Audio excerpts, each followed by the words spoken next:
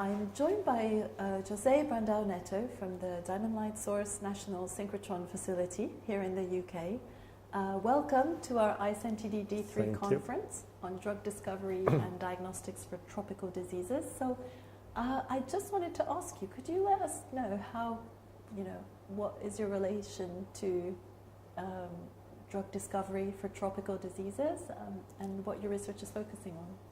Yeah, my research is more on the basic science initially, apart that we're now working on a target which is a target for drugs, and we are pursuing a fragment-based approach to finding it. So fragments in chemical compound fragments that we are screening with X-ray crystallography. So that is my role in the whole story, is that I am part of the collaboration, so that I make sure that we do the screens on the crystals of that particular protein. But that's my role as a user. I'm also advertising to the community here that has lots of people that do biology and molecular biology more specifically, but biology in general, that we are a facility. Diamond is a facility, together with the new incoming Rosalind Franklin Institute, a facility to enable people to do some types of experiments or some research that they wouldn't do in their own labs because it's too time-consuming or equipment demanding, so that then they can get the results that are straightforward to get as quickly as possible. That is broadly the way to see it, so that then people can concentrate on harder aspects of the research. So that is a way to see. And so we do help in a collaborative way. People get going with research on structural molecular biology, so that people that wouldn't do that otherwise can do that, because it's becoming part and parcel of drug discovery. That's brilliant. That's very interesting, and I'm sure a lot of, as you say, a lot of biologists, researchers in this field would be very interested to hear about that. Are there specific diseases that you're focusing on at the moment, or that you've been working with? Yeah, schistosomiasis. So on the biology side of the story, I had initially worked with the nucleotide pathways of the parasite, but more specifically, we solved 10 structures of the purine pathway, and we have another 10 solubilized proteins. So we have 20 molecular entities of the purine salvage pathway that we can exploit to understand biology and possibly a drug as well, because it is an important pathway for the parasite, because the parasite just rescues adenine from the human blood. It doesn't produce adenine from scratch.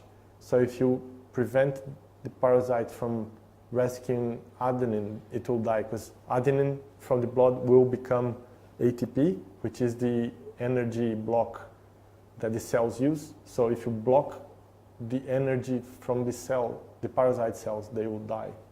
And that's the hypothesis. But that's the problem with this pathway, is that it's not fully validated. But in any case, it's an important pathway to understand biologically. So that was the original motivation for working that way.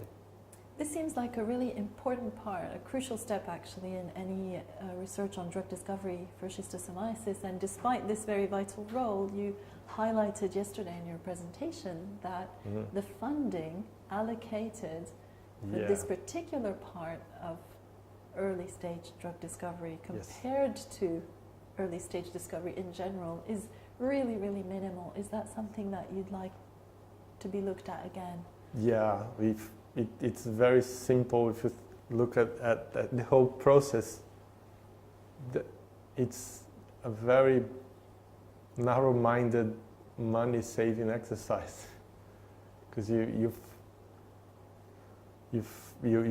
missing opportunities early on, just because of the process, which was probably inherited from the previous way to do. So it's not that people intentionally are doing that now. Is like the system evolved to be this way, and nobody just reviewed seriously how to make it work, right? So there's So today, are you coming here with a strong call for partnerships?